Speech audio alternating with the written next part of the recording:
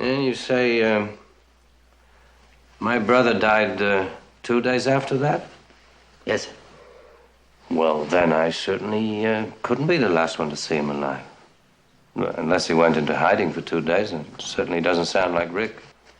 Is this an official interrogation, Lieutenant? No, sir, I'm not going to write anything down. No, I just thought we'd chat and sip some wine. Just one more thing. This is Columbo spoilers. Yeah. This is spoiler.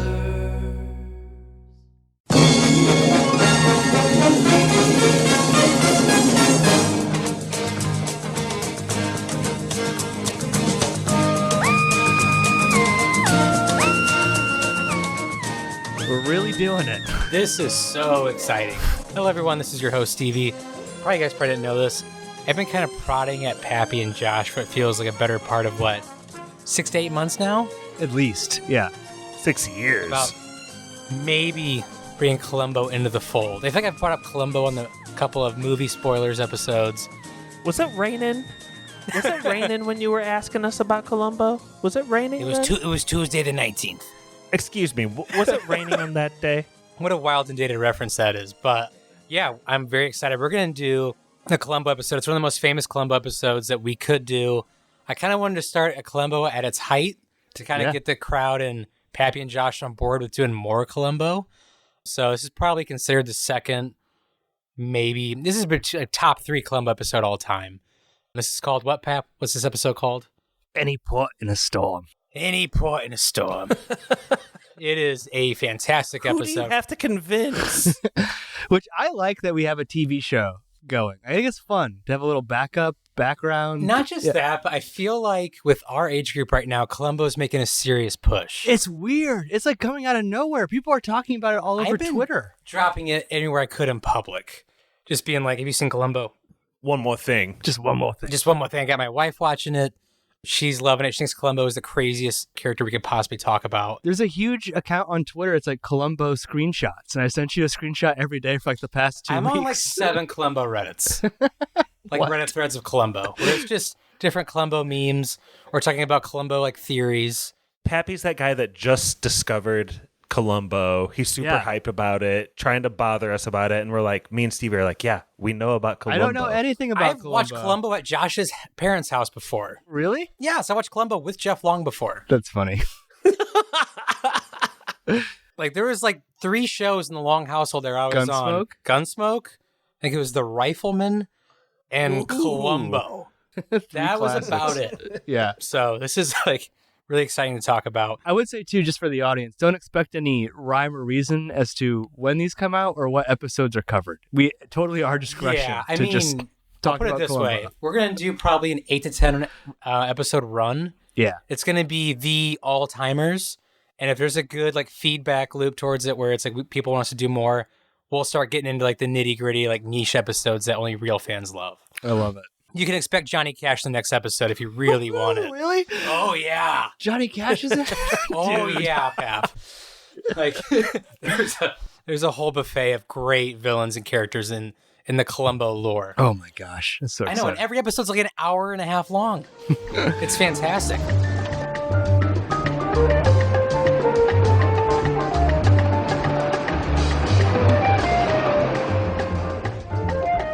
Before we get into the episode, I kind of want to do like an opening question.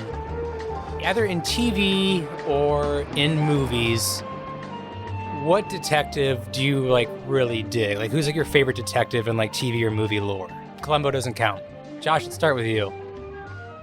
Well, this is Josh from Goshen, but Stevie, can I explain a little more about the Columbo lore? Oh, in yeah, our own please. lives? Yeah. I think me and you experienced seeing it as kids here and there. I probably saw a couple dozen episodes. I didn't have any rhyme or reason to like what season was which. I didn't have a connection to the old guest stars.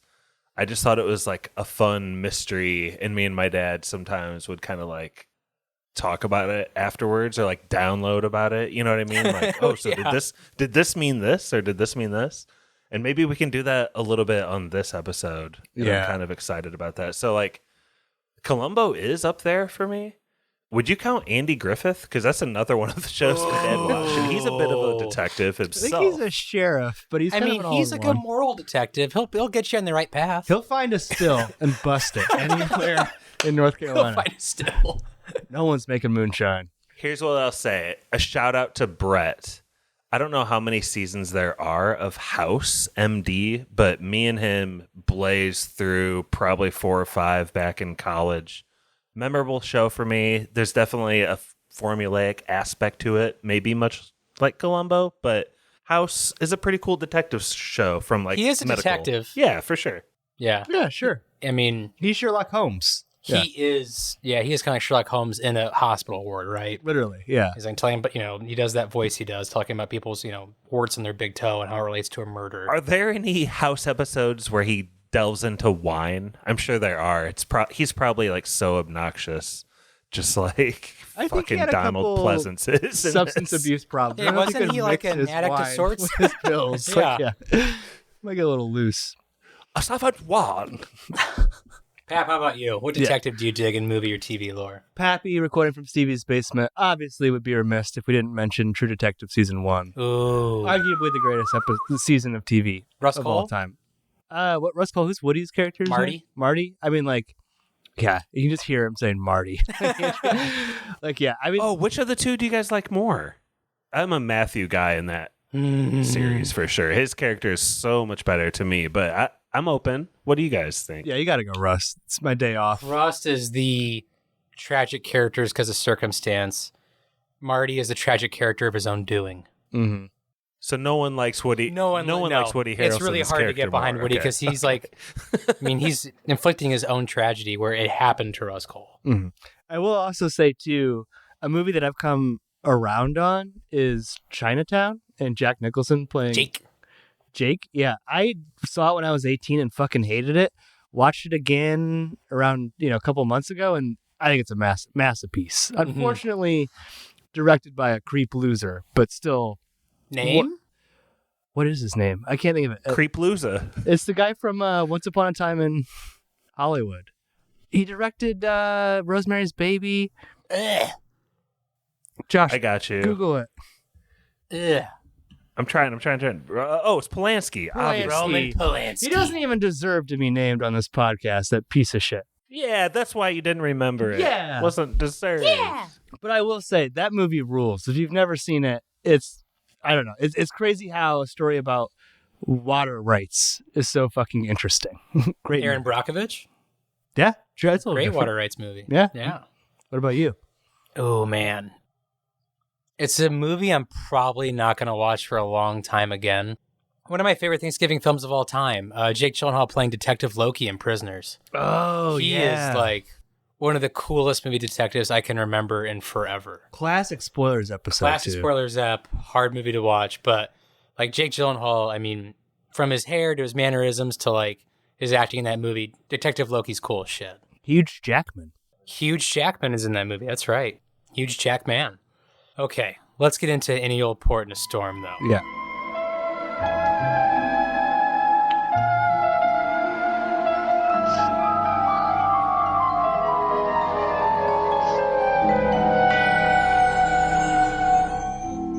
So I'll explain this to the audience of those who aren't in like the Columbo lore. You always know who did the murder. The brilliance of I was gonna bring this up. the brilliance of Columbo is him figuring it out along the way. Yeah. Like that's like the brilliance of Columbo. You typically always know who the murderer is, kind of like what happened. And for this masterpiece of an episode, we get a half hour with Donald Pleasance. Yeah. Before we get into him too, I just want to mention. So I had never seen Columbo. This is all new to me. I know you, Stevie, and Josh are Columbo vets. Not only do we know who did it, you're right, the excitement of the episode is like seeing Columbo figure it out.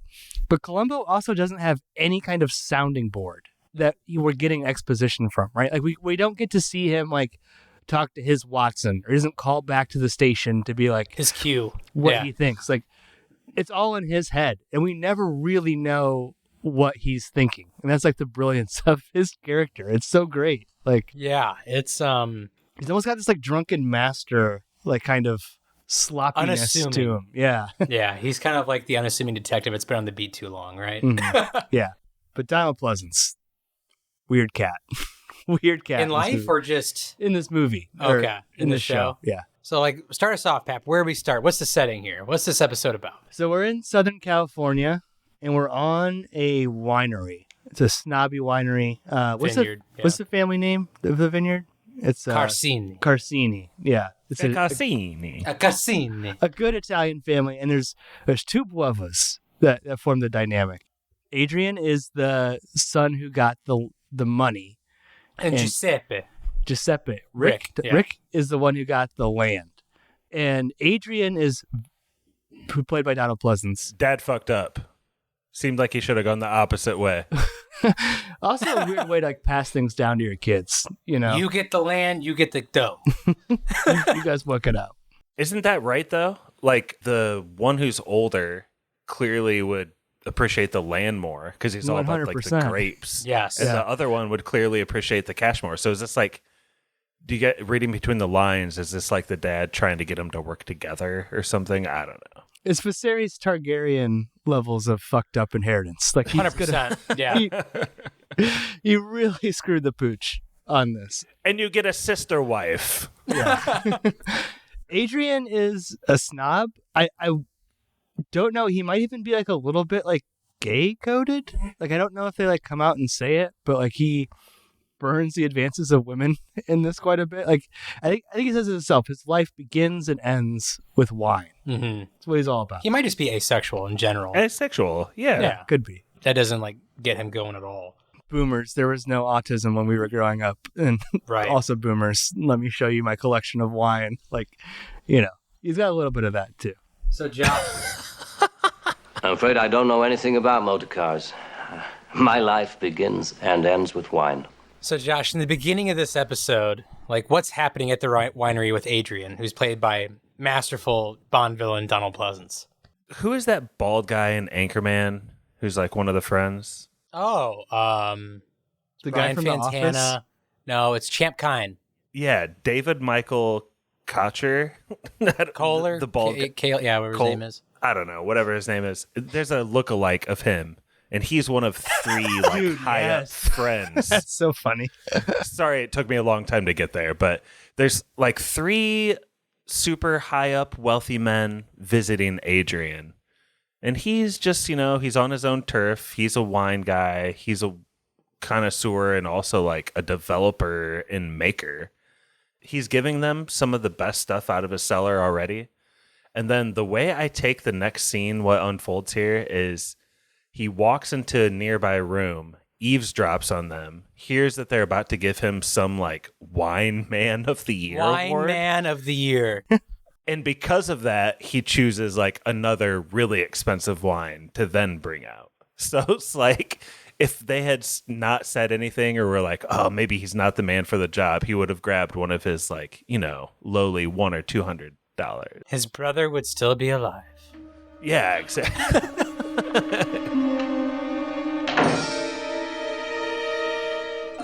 What do you think? He's our man. Yes, definitely. I can't think of anyone who's done more for the wine business than Adrian Carsini. That is settled. Well, you know, he's just like whining and dining some friends and kind of like moving on a little bit, Stevie. He gets a unexpected visit from his younger brother, the one who has the land. Yeah, I mean, what a great reveal that is too, right? When he goes in the office and the chair just swivels around. Yeah. It's like, yes! Classic reveal. Get him, Rick. But Rick is 29. he's a 29 as the news going would on later 50. yeah, exactly. That's an old 29. The news would later call him a playboy. Yeah. This man is obviously a Cubs fan. He's been divorced 3 times, probably going on his 4th marriage now. Mm-hmm. But Yeah, 29. Divorced 3 times. He lived life. it's very obvious early on that Donald Pleasance, Adrian, and Rick do not have a good relationship. They're half brothers through their father.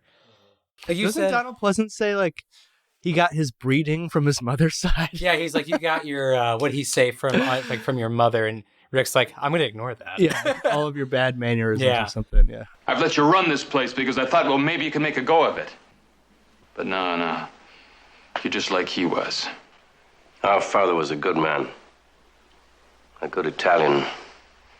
He provided the wine. My mother was English. She provided the breeding. Your mother, on the other hand, appears to have been responsible for all the coarser sides of your nature. I'll overlook that remark. You would be wise to do exactly that. It's kind of funny. It was like Adrian obviously went to like boarding school or private school. He's very to himself, probably, got into like an Ivy League university. Rick probably, was the coolest man on campus everywhere he went to a state college. He races cars for sport. He could have turned pro multiple times. Could have gone pro. Didn't want to. Doesn't need the money. Yeah. Yeah, but he puts Adrian kind of in a predicament. He's just like, listen, I know you're running this spot into the ground. I need money for my fourth marriage in Mexico. It's real, I promise. And this one means a lot to me. Not just that, I'm selling the land to the Marino brothers. Is that what it is? I think so. Yeah. Yeah, to the Marino brothers, which would eventually mean the end of Adrian's reign at the winery, I imagine. Right. Yeah. Which he chooses to reveal this information after he's already gotten the money for his wedding. He's like, My God. by the way, fuck you. By the way, just one more thing. Yeah. I'm selling the land. What? The Marino brothers have made me an offer, and I'm accepting it. Marino brothers. The Marino brothers. The Marino brothers! 69 cents a gallon, Marino brothers. But I feel like Adrian seems like he's got everything together, and in some ways he does. But the way this unfolds at the beginning, it really makes it seem like he messed up because he has been using the land, but also spending all the money. Mm-hmm. So, like, it's odd that he has the money to, like, send his brother a check for the wedding. Like, it's just an odd relationship. I think that check would have bounced. Yeah, that thing's going to bounce. I think he only wrote that check knowing that it would never be cashed. Fair enough. Well, I think, like, I was going to say, from a wider perspective, even more so than all the specifics, it's just very indicative of, like, death in the family, weird inheritance, later on kids. We've all been reading a lot of, like, Game of Thrones stuff lately. There's always Targaryens out there trying to There's get a there. Targaryen Like, somewhere. Yeah. That's what it's all about. Yeah, but he's getting told, like, hey, sold to the Marino brothers. I can't cover your gambling debts anymore. Like, you can't cover it. Obviously, you ran this place into the ground because, you treat it like a goddamn hobby. Mm-hmm. Everyone knows hobbies are going to, those vices are expensive. Yeah. And, ta-da, you're going to be out on your ass here soon. I'm going to sell the land. And what's the impulsive decision that goes down here? It's awesome. It's a murder. He hits him on the head with like a paperweight thing, like an office decoration type thing. Office decoration? Yeah. He just clocks him on the head. Adrian clocks Rick. It was the phone. Oh, it was the phone that he hits him with? Phones used to be that big, boys. Dang. That was a paperweight. I mean, that thing's that thing's a brick and a half. My God. Don't worry. You'll be taken care of. I'm sure the Marino brothers will let you lick the labels of their new carbonated rosé. You think I'm gonna... I have given 25 years of my life to this land! You think I'm gonna let some ignorant Neapolitan turn it into a wino heaven? I don't think you have any choice.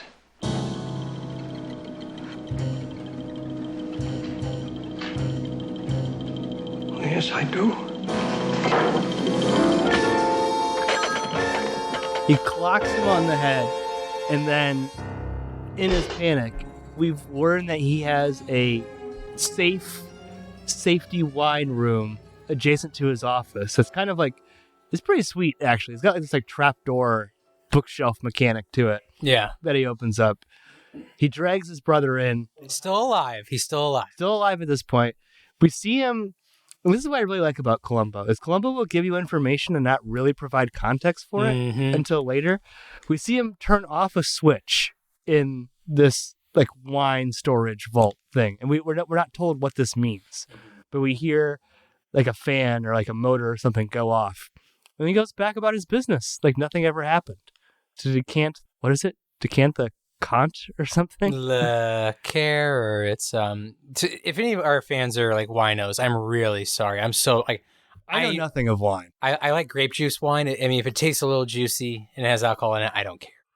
I agree. Like, I'm not one of those snobs that has to have like a bitter ass wine for it to be good. I don't roll that way. Have you ever been to like a really fancy restaurant where they make you taste the wine before they pour it? Is this good enough for you, sir? I hate that. Yeah, dude. It's fine. What if I was like, no, dog, this shit sucks. Where like the wine steward goes, sir, and I'm like, God, don't make me do this. Please, no. Yeah. Like, I have a really shaky hand. Don't make me do this. Yeah. I don't want to taste You it. could never decant the wine. You need a really steady It's like, hand. buddy, I just bought an $80 ribeye. I don't want to try the wine. Just pour it.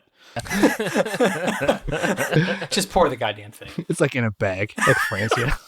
Slap the bag, boys.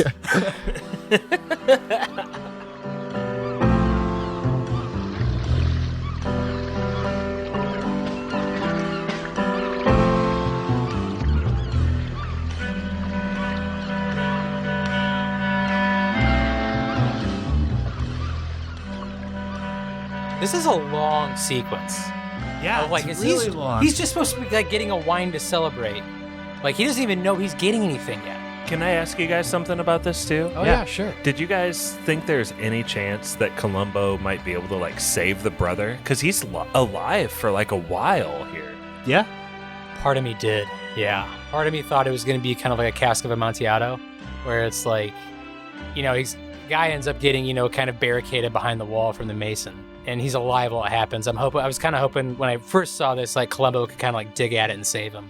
But it's like, nah, he did. He's long gone. Yeah. Yeah, but we go through a long stretch of like, you almost forget he's going back to these guys. Mhm. It's a long stretch. This whole sequence too, it's like there are commercial breaks in Columbo, and it's like the old school TV. Like the show's from the late 70s. like 70s, yeah. Early 70s. Early 70s, Mhm. yeah. And it has like the classic like fade out, fade in. Loud music at the end. Yeah. Yeah. But this whole sequence has no commercials. Like the first 20 minutes must have run like commercial free to like get you hooked, Columbo runs in the face of every algorithmic thing that like social media does now. And I almost wonder if that's like why it's making a resurgence. It's so anti-TikTok. Like this takes 20 minutes just to say like the first sentence of the story, basically. We don't even see Columbo. And the whole For a half hour, we don't see Columbo. The cover-up sequence is like just pure music too. Like later on when he's got to like hide this body and everything. We spend substantial time with him while he's just like backing one car into a garage and moving another car to a parking lot or something. No one's talking. Yeah. Like, it's just, it's kind of chaos at certain points, right? It's like, you forget this is happening. He's got to tie up his brother in the back room. Yeah. He's alive. He's flipping switches. And I mean, I kind of want to get into this too. I feel like I forget the actor's name who played Rick, but Donald Pleasance and the character Rick, I feel like are fantastic actors going at one another. Oh yeah. It's a brilliantly acted scene and they're really long takes. It's not snappy cuts at all. Very long takes. This whole episode is really long takes. Like really long takes. Like even when Donald Pleasance, Adrian, the character's name, goes back to like decant the wine. Like there's like the static shot of like the table and all four of them gathered around. And it stays there for a long ass time. There's like one little cut that goes right back to that shot too. It's like it's really well done. It's like really good like TV movie quality. Yeah, and show. Adrian, I mean, Donald Pleasance plays it really well. He's almost like a chameleon where he can go in and out of any like social sequence. He can just kind of become really adjusted to anything. And when he gets like Man of the Year award, he's like, "Oh shucks, yeah, like can't believe it, gang, so cool." Which he knew he was getting, anyway. Right? Yeah. I mean, he has that listening device out there, which is kind of psychotic in my opinion. But like, who's that for, right? Yeah. So it's Gary Conway opposite Donald Pleasance, just so you know. As Rick, as Enrico Giuseppe Carsini. Oh, that's an Italian name. Enrico Giuseppe. That's so good. But Josh, like, the disposal of this body takes quite a while, right? Like, how does he like end up doing it? To Pappy's point, like Columbo explains maybe the timeline a little bit better than we're able to perceive here at the beginning. But essentially, he puts him in the cellar and turns off the air. So I think he literally like suffocates over the course of 2 days, handcuffed down there. Brutal. Brutal shit. And it's hot. Well, we don't know that yet. Yeah, right. True. It gets up to 109 down there, apparently. But, oh, man, that sounds so bad. So, you know, he ties him up in his, like, wine cellar, and then when he gets back from his vacation, he takes the time to put him in all his scuba gear, which is very macabre. Yeah, dude. That body's been in there in the extreme heat That for thing days. is, I mean, you're getting a wetsuit on that sticky body. Good luck. Ugh, God. Wetsuits are tight, bro. Dude. He Yeah.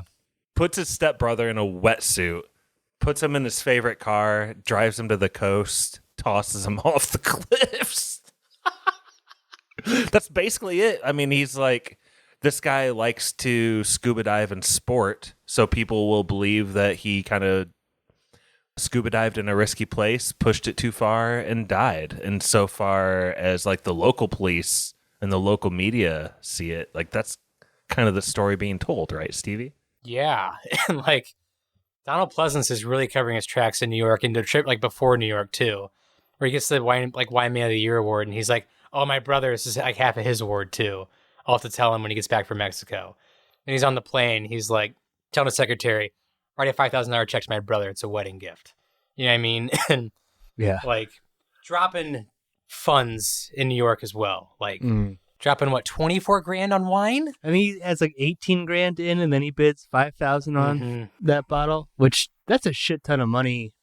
Like now, let alone back then. Like that's unreal. Like, I think Columbo says at one point that's more money than his dad ever made. Yeah, in- 5 grand in a year. He's like, it's more than my old man ever made in a year. Yeah.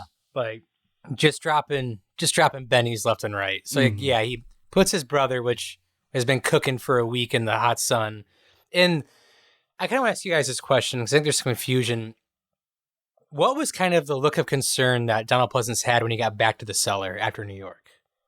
Because he kind of has this weird look on his face. I don't think he knew he would die. Like, I don't know if he knew that, right? Or was it just like the reality of what he did? Now I have to deal with this. Mhm. Yeah. Because he's kind of like living fast and loose at this auction. Like his secretary is like, who's a major character in this, by the way, but his secretary is like, you don't have this kind of money. And he's got this like kind of starry-eyed, like, oh, what does it matter? I don't want anyone else to have this bottle. Life is short. Yeah. So maybe it's just like the reality coming back to him. $4,000, do I hear 5? Do I hear $5,000? $5,000 I have. $5,000, do I hear 6? 5,000 going to 6. For Do we this really need it, Mr. rare and Corsini? fabulous wine. Nobody I have a bid of really $5,000 needs who'll a make it 6. $5,000 bottle of wine, Karen. I just don't want anybody else to have it. 5,000 I have, who'll make it 6? 5,000 once. 5,000 twice. Third and last call. Sold to Mr. Adrian Corsini of California for $5,000. Congratulations, sir. What do you think? Was it the smell? Yeah, he seems to be sniffing something. Oh, But dang. also, Stevie, I think he might be suspecting that it got rather hot in his wine cellar, and that's not good. Because he does flip that switch immediately, doesn't he? Mm-hmm. He's worried about his wines, and like, can I rewind a minute? Like, you guys are talking about him buying all the wines at that auction where he's buying the wines and how he's like living the life to his best ability. You know what I mean? Mm-hmm. Yeah. That's like the murder scene. And it didn't really dawn on me till like after I watched that episode, like how crazy dark that is. Like his brother is literally in his death throes in a cellar in super hot heat, tied up, and he's purposely like 3,000 miles away living his best life. Like that is serial killer psycho bullshit. It's insane. And like, Yeah. Columbo's so gentle with him at the end, but if you really think about how dark this is, like, damn, this guy really murdered a guy hardcore. It's like Yeah. Tarantino levels. But I will say that it is dark, and it's especially dark when you say it out loud. The presentation of Columbo is still a 70s network television show. Mhm. Like, it's very careful to, like, we don't see the decaying corpse, obviously. Like, we don't even see Rick's face really. Like he's got a basket over his head, right? So it's almost got baskets over him. As macabre and like dark as it is, I feel like this could really play for like young teen or something too, right? Like it's not like gory or anything like that, you know? It's got a little bit of Columbo class to it. But yeah, it's pretty fucked up if you think about it, how stinky that wine cellar would be when he comes back to it.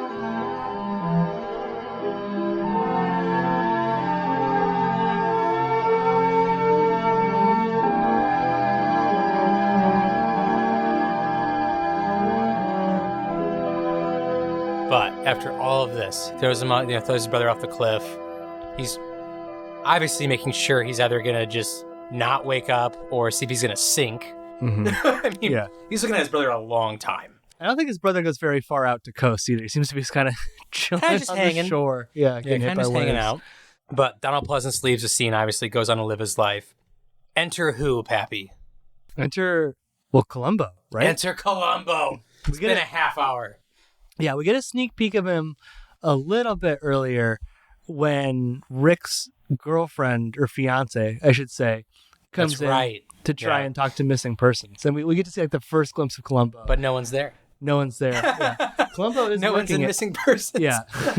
Columbo's working at 2 a.m. He does take a little bit of interest in the case since it's an Italian family, which I kind of, it's funny. Don't leave that part. That's a great part. What do you mean? Go ahead. He's like, I don't have much interest in this case, but since he's Italian, and then he looks at him and sees that he's handsome, and he's like, wait, he doesn't look Italian, he's handsome. That's a really funny joke. He's a terrific looking guy. I don't blame you for being worried. You sure this fellow's Italian? The family was from Milan. Oh, from up north? Mm-hmm. Oh, yeah. They make them blonde up there. Oh, he's from the north. But so once the body is found now, Columbo is pulled back into this case that he's only heard about from the fiance. And it seems to be a pretty straightforward diving accident, right? At this point, there's nothing that really sparks his suspicions. Running theory, he got hit by a rock, got hit in the head by a rock, drowned, right? That's running theory. Everyone on the scene is assuming that this happened recently because the Ferrari is parked outside with the top down with shag carpeting up to your ankles, which I can only imagine how good that would feel to sit in. Shag carpeting in a car. This is going to get so fun to talk about from here on out. Now that Columbo starts breaking it down like one by one, so delicious. Right. And like we're, as the audience, we kind of see this information and maybe like a little bit of extra attention's paid to it because like they're examining the car, but it's pretty subtle. You know what I mean? Like Columbo's just there, he's checking things out. I think he has like a one-liner or two about he's not lighting a cigar, and like the police officer's like, why do you have such an expensive cigar if you're not gonna light? He's like, I don't want to lower my quality of life or something like that. Like he's just, I don't know, like Columbo's a star. Like he's just an amazing character in television. Any make it? I called Krasinski at Missing Persons. You know, the usual number of absent. We'll know in a minute. Hey, can I light that for you? No, thanks. Trying to cut down. All I do is chew them lately. Why don't you chew a cheaper cigar? I don't want to cut down on my standard of living. How are you taking in Peter Falk so far here? Like, just after he's like 5 or 10 minutes of seeing him in this first episode, like he's got some sort of like a cross-eyed thing going. Let's just be fair about it. He has a glass eye. He's got amazing hair. His voice, Stevie does an incredible impression of him, but I love him too. I just want to know, like, I've been waiting for this for a while, Pappy, for you to experience the Columbo. I don't know, the vibes. He's got a bit of like the messy core to him too, right? Like, do you know what I'm saying? You're talking about. Like, I do. Like he's got terrible posture too, and he'll just kind of like, Peter Falk will just stare at the other characters like almost moon-faced-y, you know what I mean? Like just like kind of like taking in it. Like he is unassuming. Like he's not trying to seem like the smartest guy in the room, and that's the great appeal of his character. Because like I mentioned earlier, we don't know what's going on in that beautiful head of hair like underneath that, like that he's got. Like the gears are turning, but there's never any real indication of that. And like, yeah, he's funny, he's snappy, he's got like a not traditionally handsome leading man look to him. He's just awesome. He's so good. He looks way older than he is, too. Like, I think he's only in his early 40s at this point. He looks 65. Yeah, he looks like a 55, 60-year-old man, too. What about Columbo to you, Josh? What do you like? I can't say enough good things about Peter Falk. But by the way, if you don't know, the grandpa from Princess Bride, is Peter Falk. It's been like, maybe Stevie can attest to this, but it's been honestly like 20, 25 years since I've seen a full episode. So it's like putting on an old Peter Falk glove. It was amazing. I don't know. I feel like I look up to him a lot. And I love, he's got like an everyman aspect of him. And I think like, it's not just that he doesn't act like he's the smartest person in the room. I think he like truly doesn't necessarily believe he's above any other man, which is kind of cool. Yeah. Yeah. I mean, I think the unassuming part's like the thing that sticks out. And you guys know me, I love 70s movies, 70s television. This is like right in my wheelhouse of like stuff that I love. I feel like we kind of got really big into the muscle-bound thing in the 80s and 90s, and a lot of like the kind of unassuming characters were lost, especially leading men. But Peter Falk in Columbo, he's an emotional savant. He knows what makes people tick. Mm-hmm. He knows, like, he just knows, like, I guess people. You know what I mean? He doesn't know a lot of info about things, but he's a fast learner. He knows people more than anything. Mm-hmm. And he knows, like, you'll see this, Pappy, with the episodes we do. He knows how to connect with people. It's very fun to watch, like on a detective level. You know what I mean? Even just to jump ahead a little bit. So like after that crime scene, he's at a bar drinking a beer and he's got this like drunk next to him. He's trying really hard to listen to this news report on the case that he just came from. And the drunk keeps trying to talk to him. Peter Falk just gives him like the hand up to his mouth. Like but it's so very, it's kind too, right? And the drunk is quiet like after, and the drunk feels so bad for like disrupting Peter Falk, but he just, he's just like a really nice guy too, right? You get the sense that he'd be like a great dude to know. Like, I don't know. I love him. America's Uncle, Columbo. But Josh, what's the big answer that Peter Falk Columbo is after at the start of this investigation? When he's like in the bar, what's the big piece he's after? I don't know. He's so unassuming. I don't know if he's after it even at this point, but the info that's delivered on the screen is interesting because they say like he didn't die 3 days ago like we first thought. It's like 6 days ago. So that kind of puts up some warning flags. There's like something odd going on, right? And so Columbo traces 6 days back, and that must have been last Tuesday, right? So he must be like at Sunday night, Monday morning sort of bar situation. And it gets to the point where he stops down the whole bar record scratch. Excuse me, I'm Columbo. Does anyone remember last Tuesday, was it raining? And like, no one gives him, I feel like in a committee, you could like piece this together if you wanted to, but everyone's just like, no, dude, fuck off. Excuse me. My name is Lieutenant Columbo. I'm with the Los Angeles Police Department, and I need a little help. Can anybody here tell me, did it rain last Tuesday?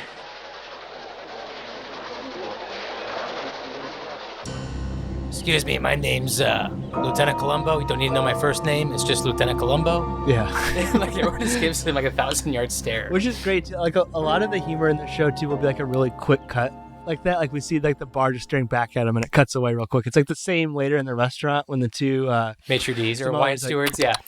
Like it's like 2 seconds of that and it it's cuts so funny. like really quick too. Don't you think you could look over at your significant other and be like, oh, last Tuesday, oh yeah, we had that meeting after work and then... Could not. No? Could not tell you what happened 6 days ago. Did it rain last Tuesday? See, 6 days ago is when? Saturday? Friday? I don't know. Friday? Last Friday. Last Friday. Did it rain? I don't think so. No, the sun was out. I don't remember what I did. I don't remember what I did either. I feel like the weather was really nice, though. See, people in Indiana would care enough to really give you thoughtful answers. Southern Cal, they just are like, no, F off. Because I wore a hoodie to work. I wore a hoodie to work on Friday. Which, did you guys pick up, and maybe you've seen the episode before, but did you know why Columbo cared about the rain? Because like my first thought was, and that's the great part of the show. That's the mystery of the show is like, why does Columbo care? Right. If it rained? Like, we don't know. Like, we're not hearing him discuss it with anyone. My first assumption was something that it brings up later. It's like, oh, maybe Rick wouldn't have gone diving if it was raining. And Columbo mentions this, but... Hell of an athlete. Yeah. Like, did you guys pick it up right away that it was about the car? No. Like, did you put... Yeah. No, because what did they say? Like, diving, it doesn't really matter if it's raining or not. You're underneath the water. Yeah. But it's all about the car, right, Stevie? Because, like, yeah, in my mind, it was like, oh, because, like, it would have been raining, the water had been really choppy, he would have gotten tired and drowned, right? Because it would have been like a storm. Yeah. But in Columbo's mind, it's like, this man loves his car more than he loves his women. Yeah. And the top was up and nothing is really rained on. Mm-hmm. Which Like- that is a great moment. Like, it's just such like it's almost like a Goosebumps moment when he's talking to the girlfriend. He's like, did it rain? Like, would he go diving if it rained? She's like, I don't know, maybe. And he's like, and one more thing. Just one more thing. Did he love that car? Yeah. And she's like, oh yeah, more than me. It's like, then you get it as the audience. Like, it's so, I don't know. I love it. I love this like mystery. Columbo does this thing where he does like the all shucks, like kind of face palm off the forehead. You know what I mean? Like, oh, I forgot about this. How can I do it? Yeah, yeah. And then like, you realize at the episode, like, this dude knows what he's doing the entire time. Right, yeah. It's not like he knew the one more thing the whole time. he knew it.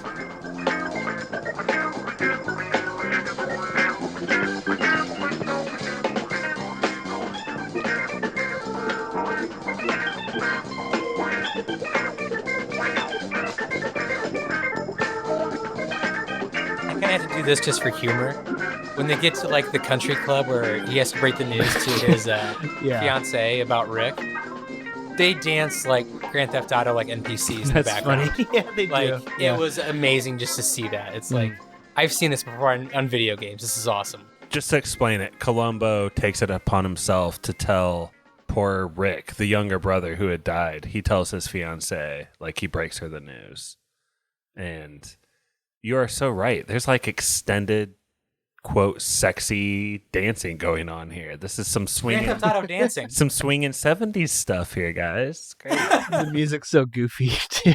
Like, kind of reminds me of like the Yacht Club from Caddyshack too. Yeah. Like the vibes, like very much so. All these well-to-do 70s yuppies, which it's, I don't know, it's sad, right? Like, and she gets emotional, but I feel like Columbo's also, at least this episode, I can't speak to the whole show, it's not too overly emotional, right? Like, there's not like this like dramatic score that comes on when the fiance is crying necessarily. Like, it's still about Columbo piecing this together and him asking questions of the friends, like trying to figure out more But it is about. kind of realistic with her friends just kind of looking on and supporting Bummer, awkwardly. man. That's a bummer. Yeah.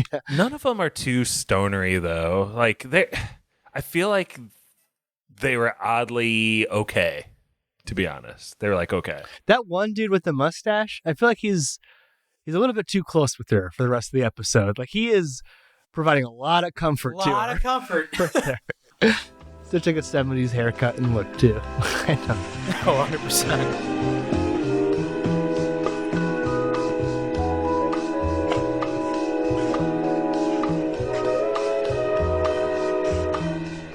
So from there, we get the great showdown, right? Columbo meets who, Josh?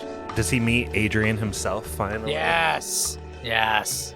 So this is like where Columbo really shines because he's obviously a man out of his element in the wine world, right, guys? Like, and I think he purposely just, he doesn't talk about like his stats as a lieutenant or his prowess on the streets as a policeman. He just talks about wine, which he knows is going to make him look dumb. And he's like, fine with it. And it's a great contrast too, because like this is such a snobby world, and Columbo is so working class. You know what I mean? And that must have been so working class. Such an appeal to like middle class people in the 70s. He has a bit of a disheveled look about him. He talks about how his dad didn't make more than like $5,000 a year. Like, he's very humble. You know what I mean? And like this whole world of like high society wine is so far from like this character. Like in the 10 minutes that we see him in this episode, you're like, he's a fish out of water coming in here. He's going to have a hard time deciphering all this stuff, but he doesn't. He's a brilliant Yeah, I mean, he's like on the wine tour to start. It's awesome. He's going to start with Adrian. He starts on the tour. Yeah, it is funny.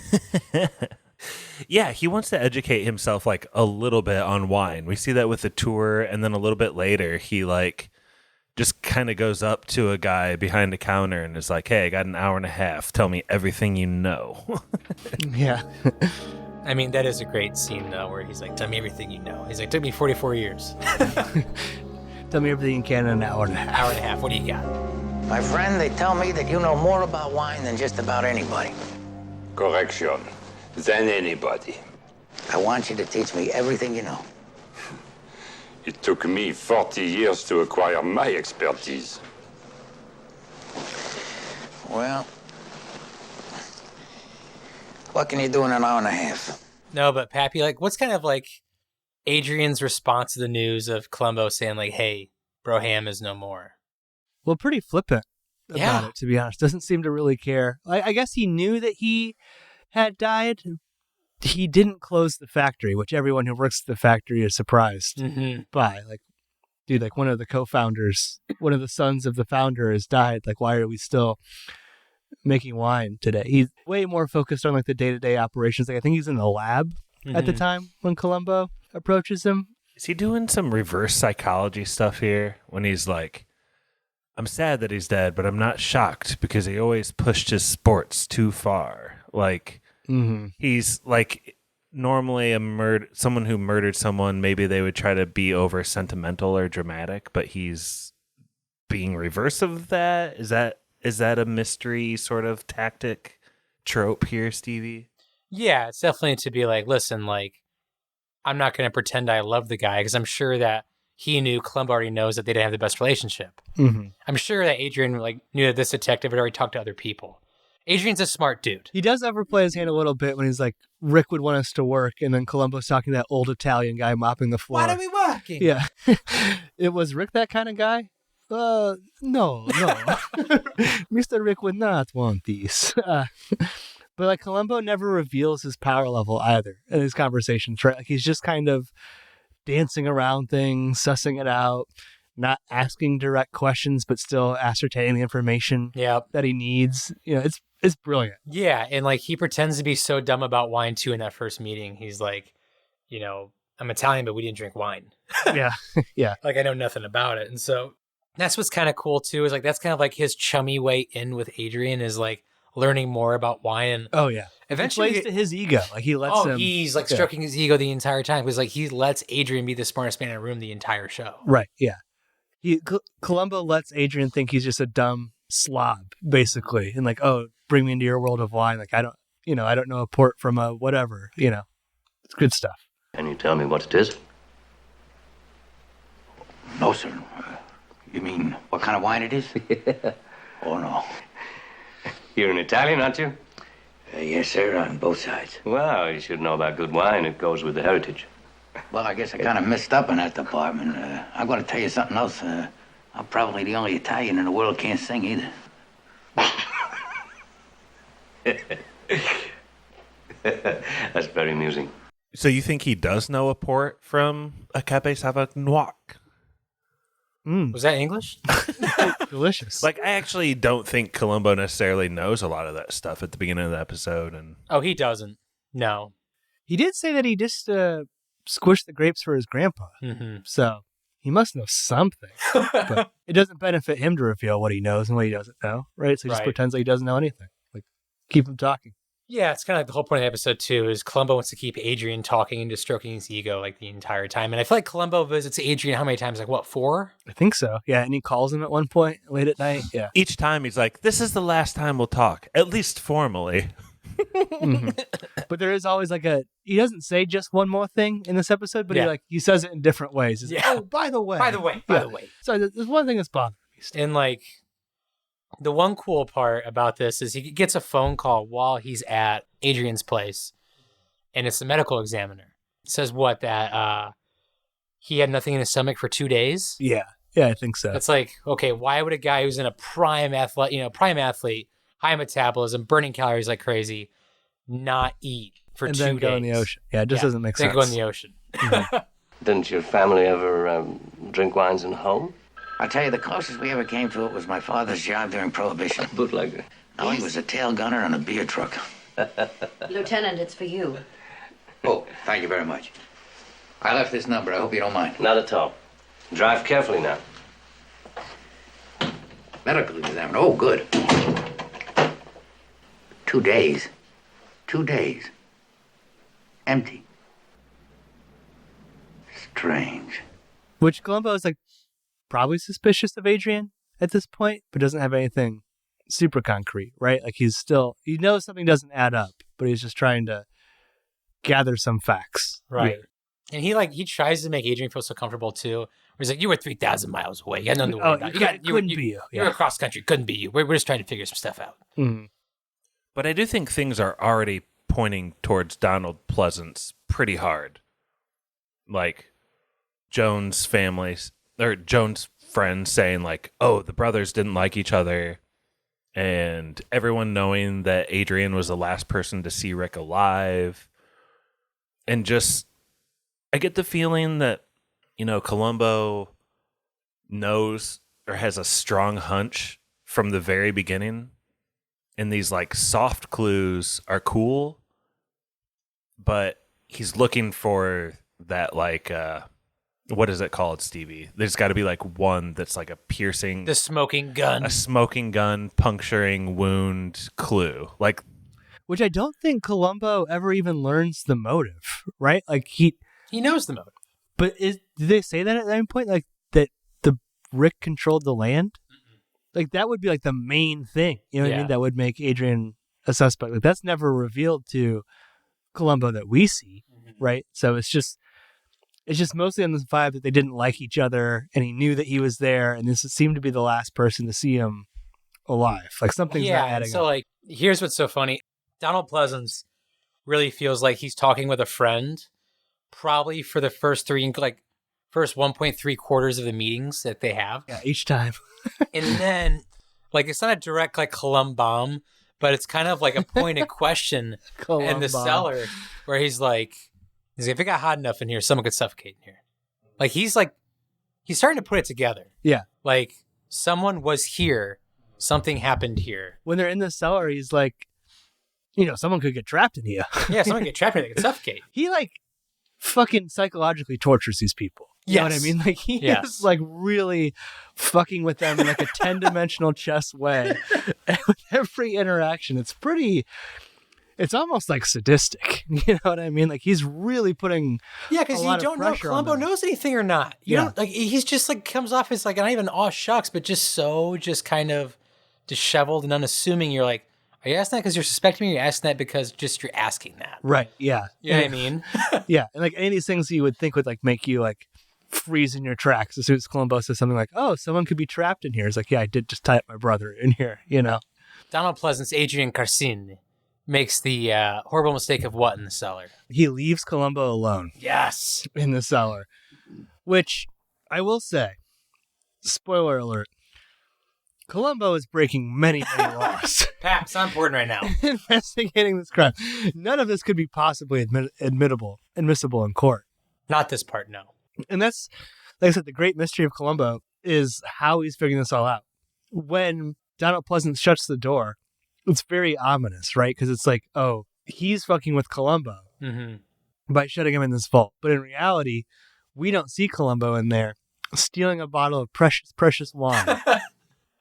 It'll come up later, it's a nuts move. Like, is this normal for Columbo to operate outside of the law? Yes. That's awesome.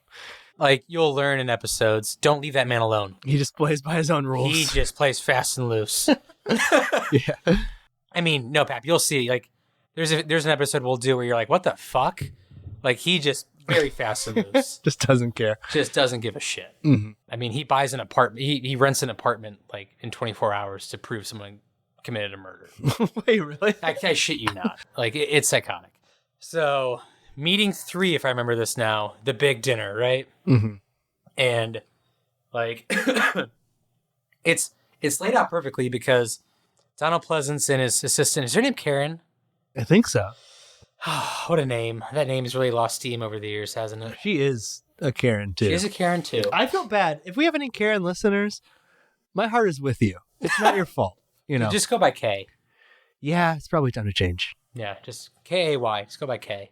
K-Ren. Memes. But, like, Donald Pleasance is kind of making this big to-do of, like, we got to get to the restaurant, like, before Columbo or at the same time not to be late. You know what I mean? And Karen's like, this motherfucker thinks you did it. Yeah. Like, you're not out of the woods, dude. He's not your friend. Like, he thinks you did it. Mm-hmm. I still wish we weren't having dinner with that man, though. Lieutenant Columbo? Why not? He still suspects you of killing your brother. Does he? He has no cause. After all, I was 3,000 miles away. I know, and so does he, but he still suspects you. Do you suspect me? Well, you've been quite a different person the last week. Even in New York, certain moments you seem very preoccupied. I asked you a specific question. Yeah, he's kind of going through that phase of, like, do you think I did it? Yeah. And the kind of cool part about this scene, though, is Columbo gets to the restaurant before everybody. Mm-hmm. And he gets a table right next to the kitchen. The kitchen. Yeah. We should say Columbo is ostensibly offering an olive branch to them, right? Like, we're pretty sure it's not, but we don't know for sure. And he's saying, oh, I feel so bad. Let me take you out to dinner, the fanciest restaurant in town to make up for it, blah, blah, blah, blah, blah. Market price for everything. Mm-hmm. Yeah. And he's like, I might even bring the wife, which Columbo has a wife and a kid who is the age of needing a babysitter. Yep. Just I don't know. It just surprised me. Like, he doesn't seem like a man who would. He's a family man. He mentions his wife a lot. Really? A lot. Do we ever see her? He mentions her a lot. Okay. I mean, that's kind of like the fun part about Columbo, right? He just Columbo does not pass the Bechdel-Wallace test. No. Can I give a bit of a spoiler on that? Yeah. I believe in later seasons they get divorced, but it's just like off screen, like between seasons. What? So he doesn't call his wife anymore. He calls his ex-wife. Oh, really? I mean, not surprising. The man's working 2 a.m. I mean, the man just works nonstop. It's the detective's curse, right? It's rough. He's also spending money out of his own pocket on things to solve. How much was that dinner, though? How much was that? It would have been a ton of money. What if it didn't work? Like, it's probably $700 back in the day. Literally. Oh, easily. Dude, that's when a dinner goes nuts. Like, you go to a fancy restaurant, yeah, it'll be like $200-300, which is a lot of money, don't get me wrong. But once you start putting bottles of wine in there, dude, you're talking a lot of money for one meal. I remember I got a $17 whiskey sour one time, and I was like, what the fuck? Yeah. It doesn't cost that. Do you know how much that is at Taco Bell? It's 5 meals. Come on.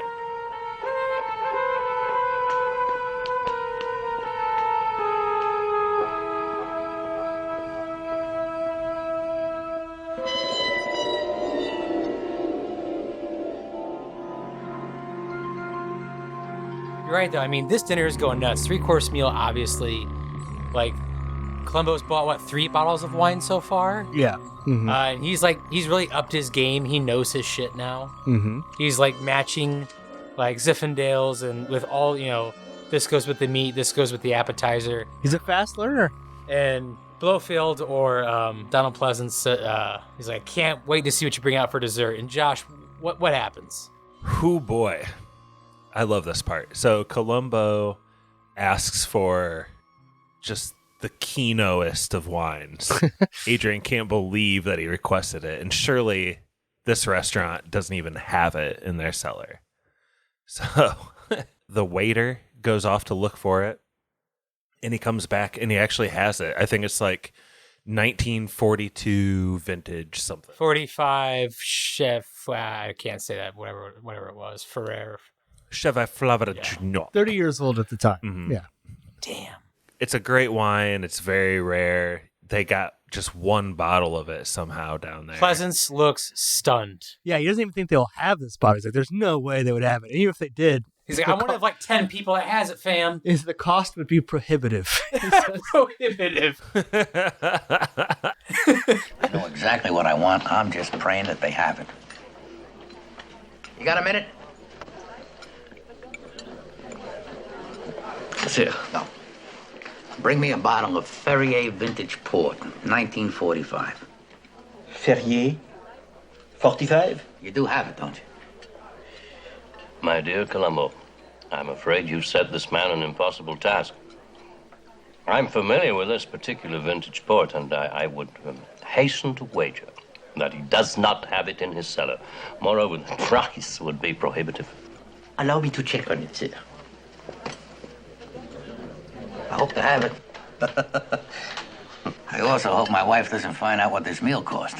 So they get the wine, it's poured, it's a big moment. It's the dessert wine, by the way. So they're just finishing things up here. Like the nightcap wine. Maybe Columbo doesn't say one more thing, but maybe having like the whole trick up his sleeve as the dessert wine is the one more thing, Stevie. Yeah. So basically, they try this dessert wine. Columbo thinks it's cool. Most of the other people think it's cool, but no. Adrian, he knows this is shit. This has gone past its temperature. It's bad. It's spoiled. It's vinegar water. Liquid filth. Yeah. They shouldn't have to pay for their meal. Like, this is a big deal. Like, this is a really expensive bottle of wine, and this restaurant presumably fucked it up. Mm-hmm. He throws a hissy fit, dude. It's embarrassing. I mean, he stands up and starts shouting. This is dreadful. Monsieur, This is dreadful. Don't you realize that a great wine is like a great work of art? It has to be nurtured. It has to be taken care of. You have subjected this port to a temperature in excess of 150 degrees. Such disdain cannot and must not be tolerated. I advise him not to pay for the check. But, sir, I think that... This wine has been oxidized by overheating. No. Where did you keep it? On top of the stove? I assure you, monsieur... Don't you know any delicate wine spoils by being subjected to a rapid change in temperature? Serving this iodine is an insult. Monsieur Corsini, is there something wrong? Is there something wrong? Everything is wrong. You would think he's probably a little tipsy, too, at this point, after 3 or 4 bottles of wine split between the 3 of them. So, I don't know. I know this is a little off topic. Do you guys ever send back food? Never in my life. Josh, have you? I don't want to get judged. Damn it, Josh. He definitely has. Was your steak not done enough? Exactly. Just put the steak back on for a bit. Dude, I can't do red. Oh my God. Two on that steak. They brought it back to you. Here's your brick you ordered, whatever. sir.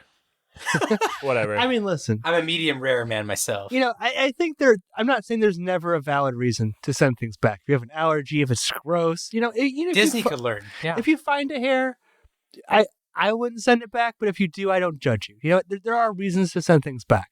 It's fine. I'm the kind of guy that would just take a hair out and move along. I've taken a hair out many a time and just pretended like it didn't happen. Yes. Yeah. But dude, if steak is your main thing and it's inedible to you because it's so rare, like you gotta just throw it back on the grill, and if they overdo it, then just eat it like that.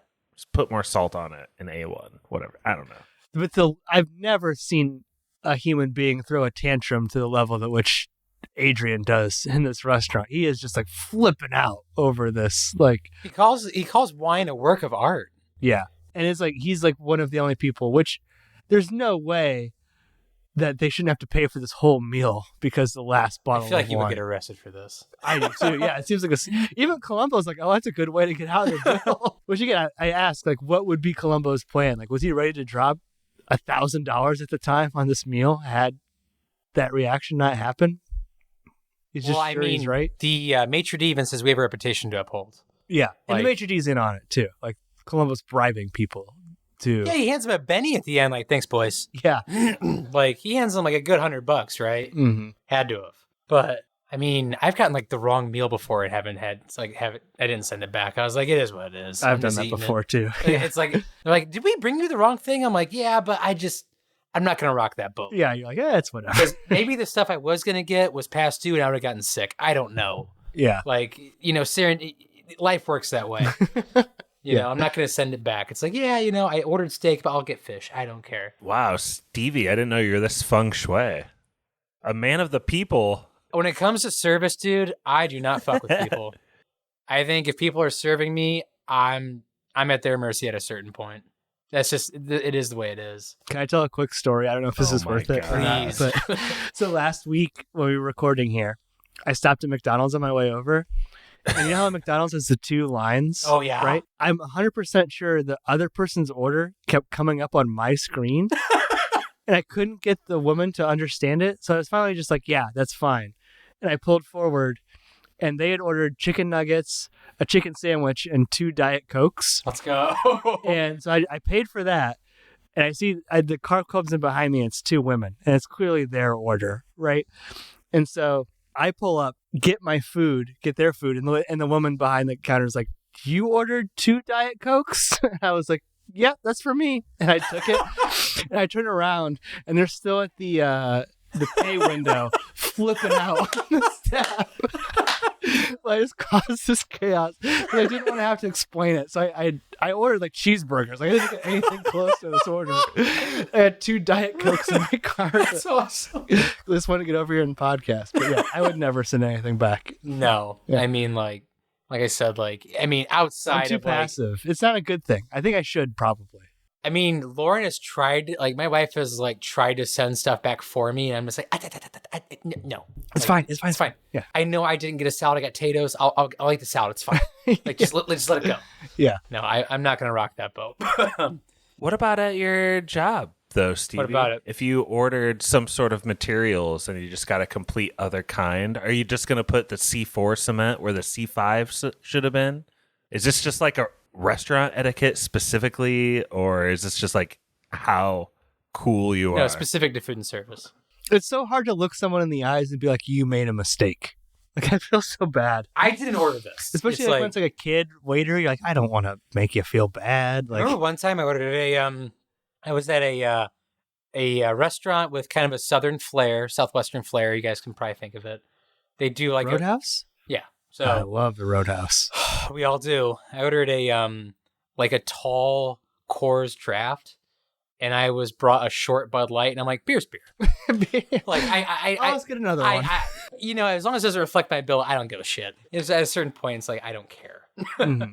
But for Columbo to have the foresight to know that this guy was not as chill as Stevie, that he would not be able to. He throws a bitch fit. Yeah. And what makes it more complicated is that guy who throws the bitch fit, even he knows no one else in the restaurant would be able to tell one wine from the other. So everyone has to take his word for it that it's spoiled. It's so weird. It's very weird. Yeah. Yeah. So he's saying hey, this heat, it's got over oxidized, right? The oxidation's wrong. The temperature's ruined it. It's liquid filth. And so this has pretty much led our sweet kind of psycho Karen to kind of turn the screws to one Adrian Garcini towards home, saying, listen, you don't got to, you have to give me a baby. Just marry me, and I won't turn you in. 'Cause she knows now. You were never anything but an employee. Not anymore, Adrian. Not anymore. I'm your partner now. And I intend getting a great deal more from you than $700 a month and 2 weeks paid vacation. I gave you 12 years of my life. Now it's your turn to give me something. You can't force me into loving you, Karen. Maybe not. But you don't have to love me to marry me. She's clearly always loved him, right? Clearly. He's very asexual. Mm-hmm. Yeah.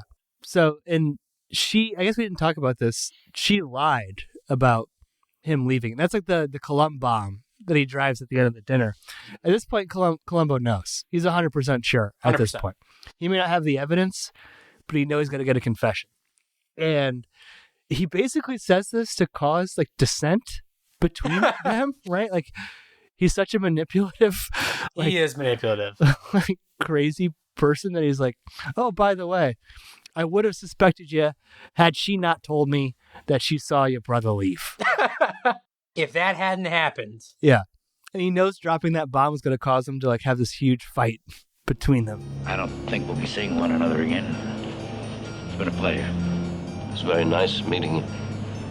Miss Fielding, lovely meeting you. And I want to thank you very much for helping me close out the case. Me? Oh, yes, ma'am. If you hadn't told me that you saw Rick leaving the winery that Sunday, quite frankly, I'd still have my suspicions. But you showed me it doesn't pay to be cynical. Thank you. Your car's ready, Mr. Corsini. It's a pretty good moment when Adrian's like, he gets past all the bullshit about like, I don't really like you, even though you like me. And he just says like, I feel beholden to you now because you lied for me. And I don't like that. Like, I don't like being under you in that way.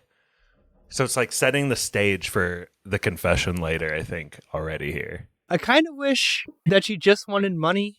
Like, the whole sexual aspect is a little weird, but because, like, what is that marriage even going to look like? You know?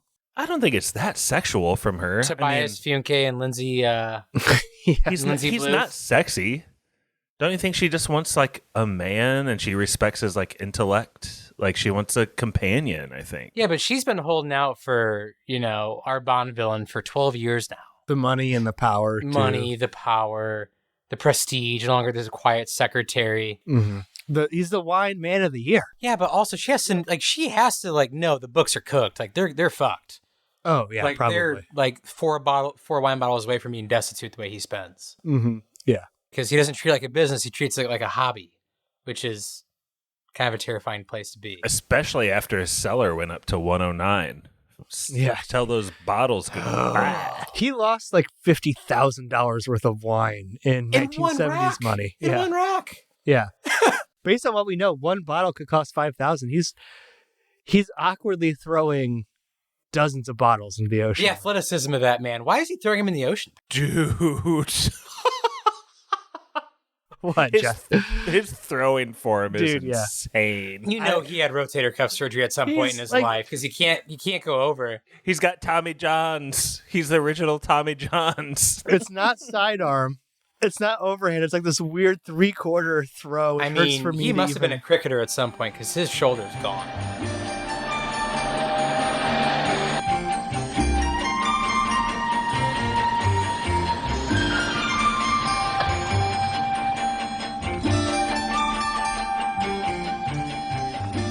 I forget, Columbo somehow casually mentions to him that it was hot the last week. Yeah, I just wanted a nice cold beer.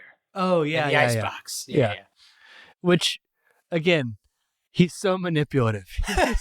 He's girl boss gaslight Columbo. Like, we'll just tell you things that will fuck with your head. And he just drops that. And Adrian has to run back to his cellar and immediately destroy all these bottles of wine, which are now. So why is that? It's because Columbo's like just basically informs him how hot it got in LA. Yeah. Mm-hmm. That's basically it. Yeah. And Adrian said things Adrian wouldn't know because he didn't know it got hot, and he wouldn't know his wine was spoiled because he doesn't drink that wine. Yeah, but people would know that there was no kind of power outage, and Adrian said things to the effect of, I would never turn off my AC in this room. Right? He says like... But also... It works as a watcher too, because I was more so thinking about the body, like the human. But no, Adrian is just worried about his fucking wine. Yeah, like that's kind of the point of the episode. It starts and begins with wine for him, much like he can't figure out shit about cars, or else he may have just put the top up. He can't figure out anything about women. Otherwise, he could have just temporarily put some charms up to get past that. Like. It's just all wine. His life starts and ends with wine. It really does. Which, I must say, this is where Columbo arrests him, right? Like he's throwing the evidence into the ocean. He gently takes him in. Is it always this chill? Like, this guy's a murderer. Like, his life is over. He's capable of anything. He just lets him ride in the front seat with them. I think the reason this episode really works, it's not like this isn't like every Columbo episode. I mean, he drops Columbo bombs like, hey, yeah, you're going in cuffs. You know what I mean? He'll drop Columbo bombs. Oh, really? But I mean, for people he really doesn't like when we watch the Dick Van Dyke episode, like he does not like him at all. Is it because he's Italian? He like respects him? It's because of intellect. Peter Falk did an interview about this episode, and he was just like, we just had so much fun making it. You have two really smart characters, two really good actors. Mm-hmm. They're kind of just going back and forth. And he was like, it was almost like they were friends in a certain way. Adrian is like a worthy opponent in many ways, right? Like he does set the stage. He won't incriminate himself too much. Like the way he's caught is like very like on a technicality of his own hubris of knowing why. But like when push comes to shove with things like, well, why was the top down on the car? He's like, well, I don't know about motor cars. Like maybe the wind blew it, but who's to say, right? Like he is a really good like opponent for Columbo. And there's like this mutual respect as they're like drinking wine in the car, driving to put this man away for life or potentially the death penalty. Well, just kind of what you said a second ago and what I was saying earlier is like, he really did Cask of Amontillado, this guy. Like, he tortured his brother to death in the basement. And if anyone could like sort out those details and kind of picture what happened, it's Columbo. So it's like, I get what Peter Falk's saying in like the spirit of the episode and the series, like why he didn't drive it home to him. But I do wish there was like a little moment, something where he's like, they don't have any wine. Like the best thing you're going to get is grape juice in prison or something, just to like turn the screws in him a little bit. Cause what he did was really so bad. And I just wanted to point that out one more time. So bad. Yeah. Which makes it weird that there's never any kind of like comeuppance, or we don't see him in any kind of anguish, right? Like almost like the worst thing that happens to him is that his secretary is going to now essentially blackmail him into a marriage, you know? Like he's even like, well, freedom is relative. That's an awesome line. Yeah. Like, such an awesome line. Well, I'm fucked either way. Like I'm going to be freedom is relative. I'm either going to be stuck in a marriage, a loveless don't marriage, be in, or jail. So like, what's the big deal? You know? But he seems kind of like almost peacefully resigned to his fate. Like, it is what it is. Do I get a confession, sir?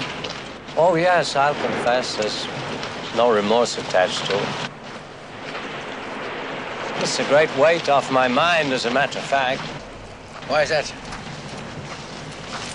Well, you see,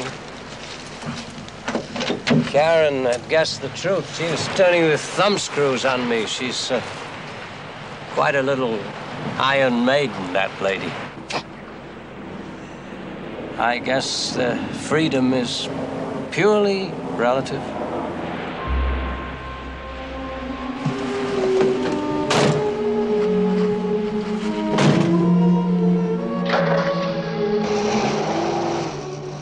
No, I love how freedom is relative. It's such a good line. What does he say to Columbo too? It's like, you learn quickly. And Columbo says like, that's the nicest thing anyone's ever said to me. Yeah. Like, yeah, it's good stuff. No, and the wine that they shared in the car is a callback to the dinner where he goes, I got a perfect dessert wine for you. And he wasn't talking about that wine. He's talking about the wine he was going to give him when he was going to take him to prison. Oh, yeah, yeah. So that's when he goes, this is a brilliant dessert wine. And Columbo goes, I know. Like, it's just cool shit to me because like he's not telling him I have a perfect dessert wine right now. He's saying I have a perfect dessert wine for you. He doesn't tell him when. Mm-hmm. Like that's a cool Columbo. That's good. That's a cool Columbo line he kind of drops. That's good. It's a great pickup, Stevie. And can I yes and you? Yeah. Columbo has no problems with just a little bit of a drink drive here at the end either. Just no problem. he's such an old school guy. He's not wearing a seatbelt either. He's holding a wine glass, sipping while he pulls off with the criminal in his car. Dude, I love the 70s, man. Like, it was a wild time, just apparently. put that on network TV with no reservations. And, like, you know... That's the protagonist right there. And I kind of like that part where Columbo and him are walking to the car from the cliffs, and Columbo kind of is just like, listen, like, can I get a confession out of you, or do I have to, like, do this the hard way, pretty much? And, you know... Donald Pleasant's just like, no, you'll get a full one. I'm kind of relieved, honestly. Yeah. That woman scares the shit out of me. Yeah. Listen, I'd rather live in jail for the rest of my life than have sex with a woman, so it is what it is. It is what it is, sir. Have you seen them down there? Terrible. There's no cork. Once it gets past 109, they're ruined forever.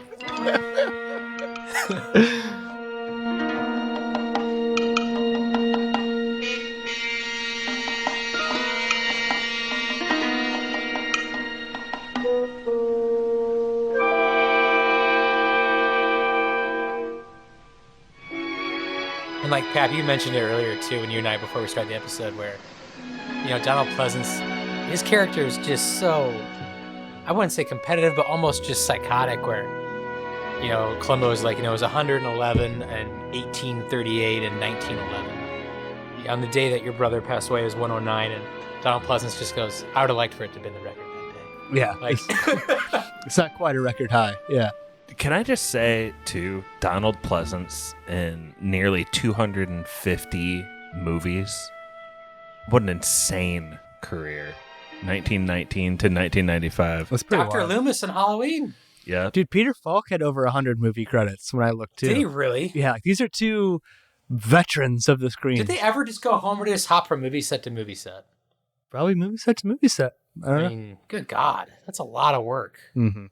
245 acting credits for Donald Pleasance. That's insane. Sheesh. Good for him. He's awesome. He's great in this. He's fantastic in this. Definitely one of the most famous like villain appearances we're going to see in Columbo. There are more, like I said, like Dick Van Dyke. You said Johnny Cash too? Johnny Cash, Dick Van Dyke, Jack Cassidy. You're going to get a few that are like pretty sweet. That's fun. Yeah, it's going to be a lot of fun talking about these guys. But you guys have anything else to add about this episode? Sean Penn's dad? Leo Penn directed this episode. Sean and Chris Penn's dad. Pretty wild. Yeah. See, I always thought that Chris Penn became famous and then his brother Sean got into movies, but apparently their dad was already in the business. Yeah, but Nothing's real. Nothing's real. Nothing surprises me less. No, yeah, nothing's real. So One last final thought for me. Just one more thing. When Columbo first meets Adrian, and Adrian's like, if you want to work here, go ahead and go to like our office between these hours. And the movie making, I'll call it movie making, even though it's television.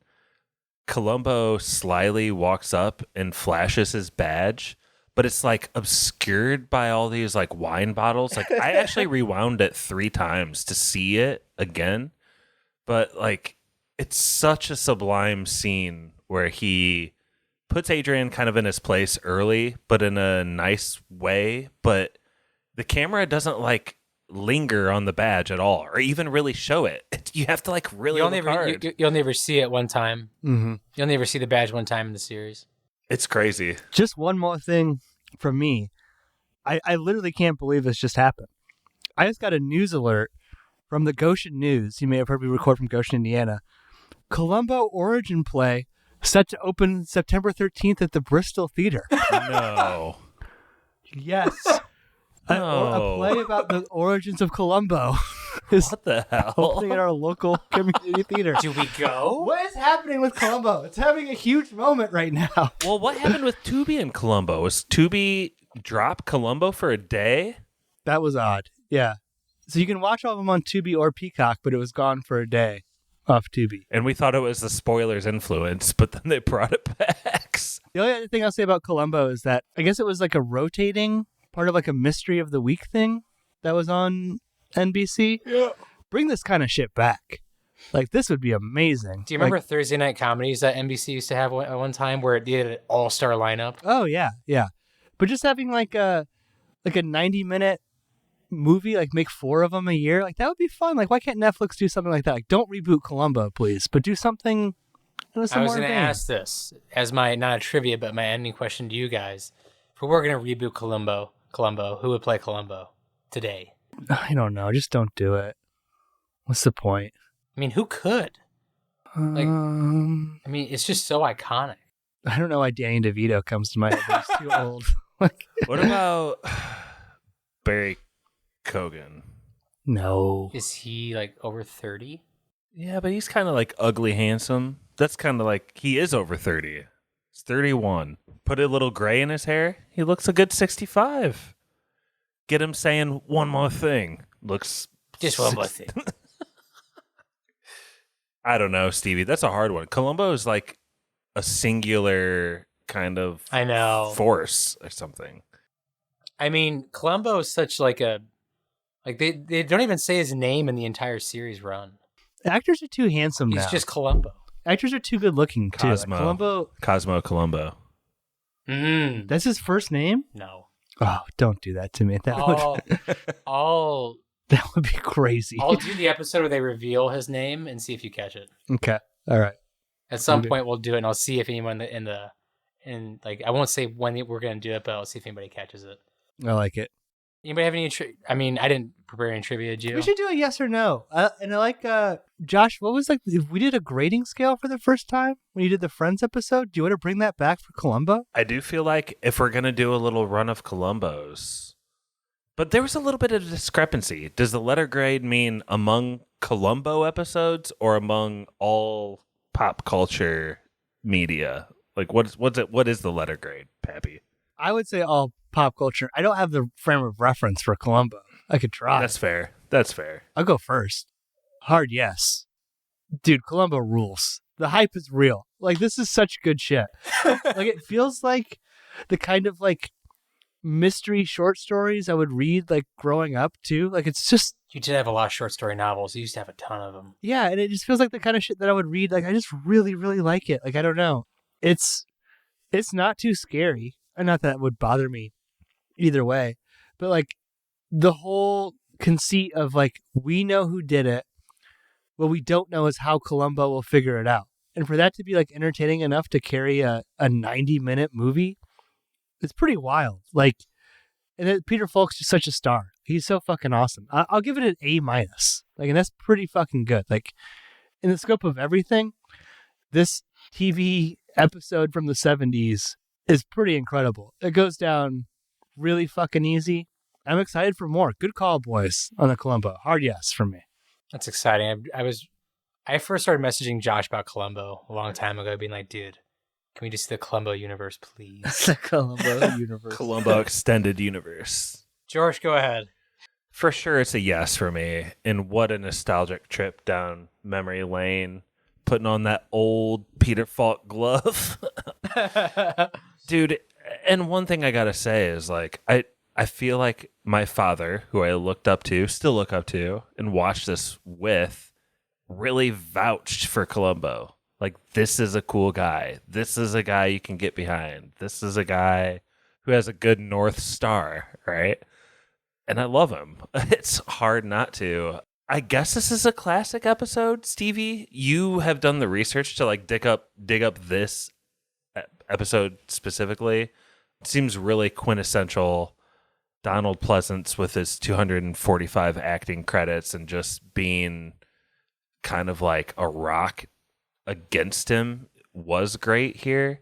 I'll just go slightly less than no, A- is right. I like that. A-, give it an A-. That's like some of the best Friends ratings I've given, Stevie, just so you know. Like, really?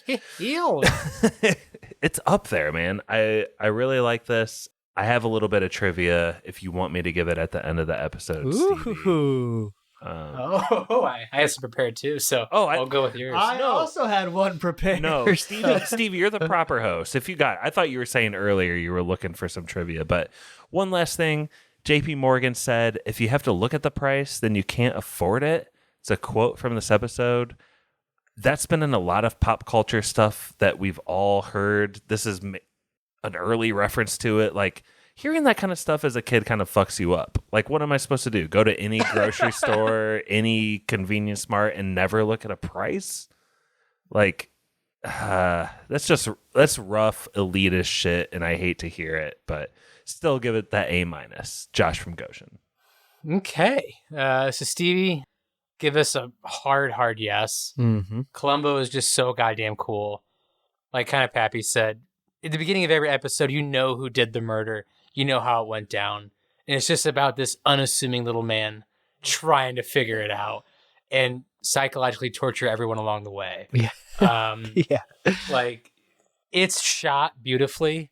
One reason I think this episode really hits home for a lot of people is, Pap, you and I have complained about, like, in House of the Dragon, how you get, like, two good actors in a room, and then you get Sir Cole, Sir Christian Cole, or Kristen Cole. Who's not a good actor. But, like, in this episode, you get actors in a room. Peter Falk and Donald Pleasance just chew up at the scenery anytime they can. It's fun to watch.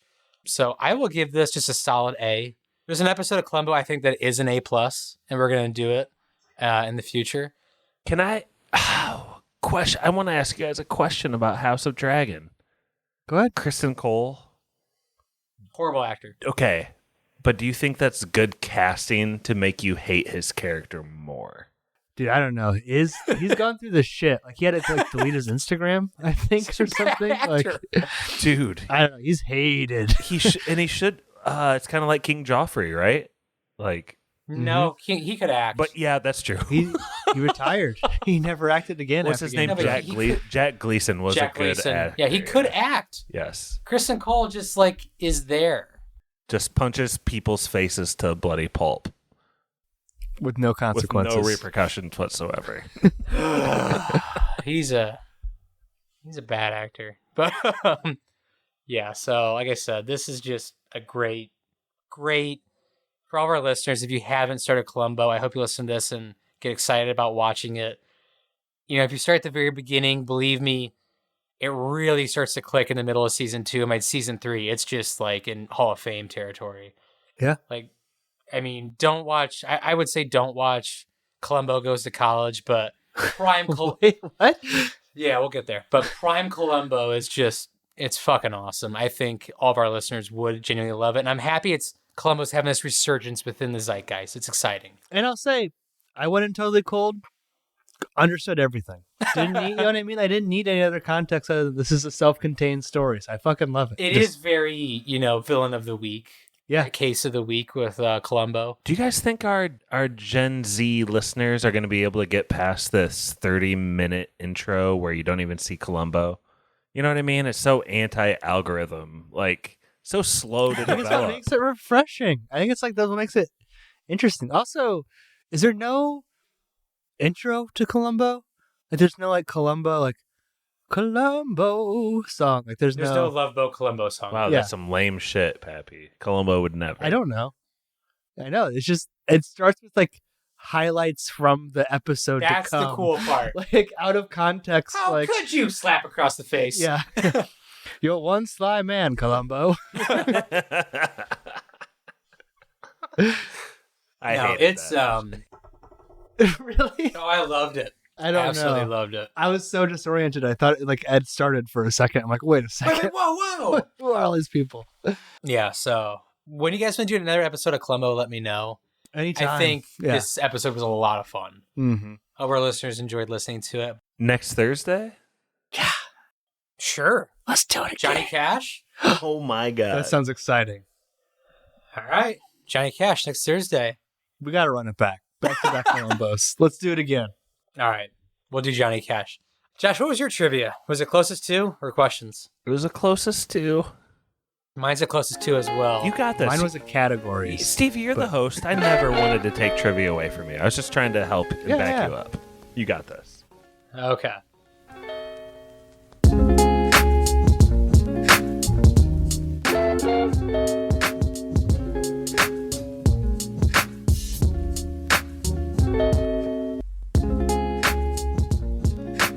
So, let's do this.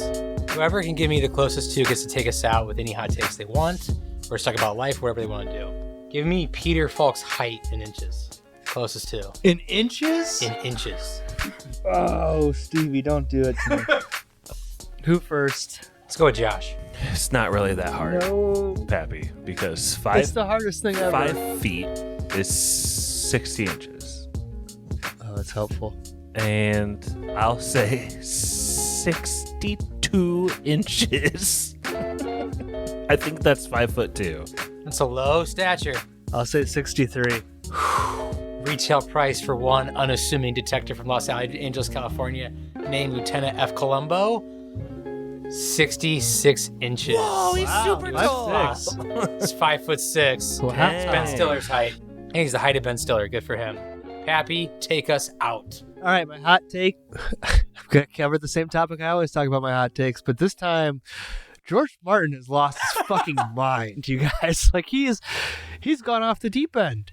Like he wrote this blog post a couple days ago, but at the time we're recording about Hot D? About Hot D, criticizing it, basically saying that Ryan Condal lied to him, then deleted it, like deleted his whole website, and then his website came back on, the blog post was gone. And then HBO released a statement about it. It's just like... What did HBO say?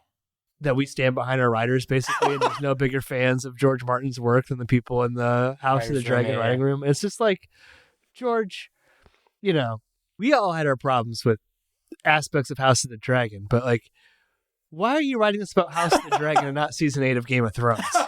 You know what I mean? Like, and also, why are you writing any of this and not writing your story? Like, he just seems like he's fully deranged at this point, like literally off the deep end. It seems totally unprofessional, and like whatever problems I have with House of the Dragon season 2, it's like, George, you just got to stop. Just shut the fuck up. Like, don't say anything that's not a Winds of Winter release date. But Pappy, though, you lent me what is that book called about all the Targaryen? Fire and Blood. You loaned me Fire and Blood. I'm like on page 250. I haven't read already. I haven't read a book in ages. Damn, dude, you like it? Dude, it's really good. And you know how much I hate George R. R. Martin right now, but it's so fun to watch. Like, so much shit flies by so quickly. It's just like a highlight reel for like 200 years of Westeros. It's great. I've told Stevie, I forget.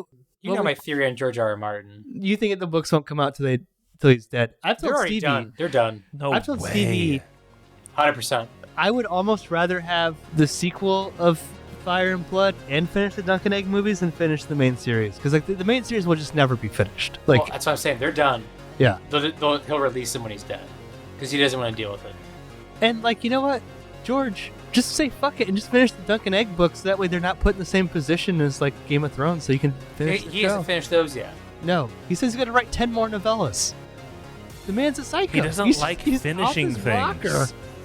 He's off his fucking rocker. But George, if you ever want to come on the podcast and talk Columbo, I won't even ask you about Game of Thrones. Oh my I swear gosh, to God. that would be great. We'll only Can you imagine talk George R. R. Columbo. Martin's thoughts on Columbo? We will only talk Columbo, George. Open invite.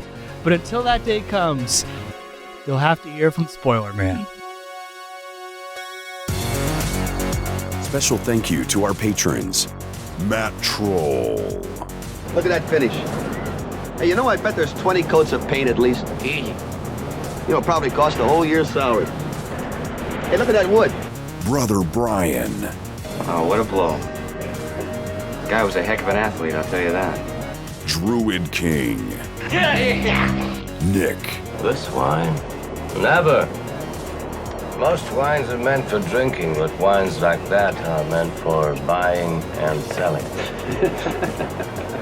The Meg. Oh, well, the Lord give us and the Lord, Nurse Stacy. I'd rather sell it to my friends and watch their faces than sell it to some Texan bumpkin who'll stick it in the freezer and bring it out with a homemade chili. I'm from Texas. The Wolf. You think I'm gonna let some ignorant Neapolitan turn it into a wide of heaven? Barky 420. Which album of that movie is it? This Gun for Hire. Oh, that's a good one. That's the one where he has the broken wrist. PK. Here we are going out on what can only be described as a date. And you're still calling me Mr. Carsini. Spencer. Now, years ago in the old days, they did use women to crush the grapes with their feet. But then the men objected because the girls were always sitting down on the job. Gale. A letter will suffice. I dislike sending telegrams or receiving them. Swole.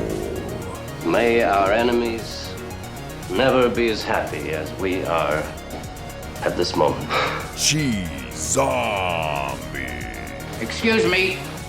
My name is Lieutenant Columbo. I'm with the Los Angeles Police Department. Sebastian.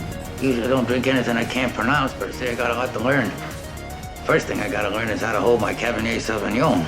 Dr. Lar. Is there any reason why Rick wouldn't eat for days on end? None. Never was a tremendous eater. Stone Cold Austin. Care for a bit of wine, Lieutenant? We have a very fine Chablis. No, thank you very much. I'm still a little hungover from Mr. Carsini's Cabernet, whatchamacallit, Nephew Quinn. Can you explain that? No, I can't. Well, there must be a reason for it. There always is. Best friend Drew. Things have always been quite proper between us. Perhaps just for tonight. We could suspend the formalities, and you may call me Shatty Daddy. This is Lieutenant Columbo. Look, I feel like I made a fool of myself. Jimmy the Cricket. Such disdain cannot and must not be tolerated. I advise him not to pay for the check. Optimus E. You're trying to get rid of me. Karen, it's very late. The Ayatollah of rock and rolla. Took the liberty of bringing along a surprise. Huh? Derbs. No, that's tomorrow's weather. I want information concerning last week's weather. Teddy Ruxpin. That's the nicest thing anybody's ever said to me. If you'd like to request an episode, hear your name read by Spoiler Man, or even just help us make podcasts, please check us out on patreon.com/spoilerspodcast. Be sure to check out Corey's podcast, Big Dumb Movie. Our email is podcastspoilers@gmail.com. Twitter is @spoilers_pod. Our Instagram is Podcast Spoilers. It's lit. Josh Hensley from the Rutabaga wrote our theme song. Please support this podcast by leaving us an iTunes review. To do this, 1. Search for movie spoilers. 2. Click on our orange Spoilers Bowl logo and scroll all the way to the bottom. 3. Leave us some stars and some words. Now you can check us out on Spotify, YouTube, Apple, and Google Podcasts. Spoilers is now available on Audible. That was Spoilers.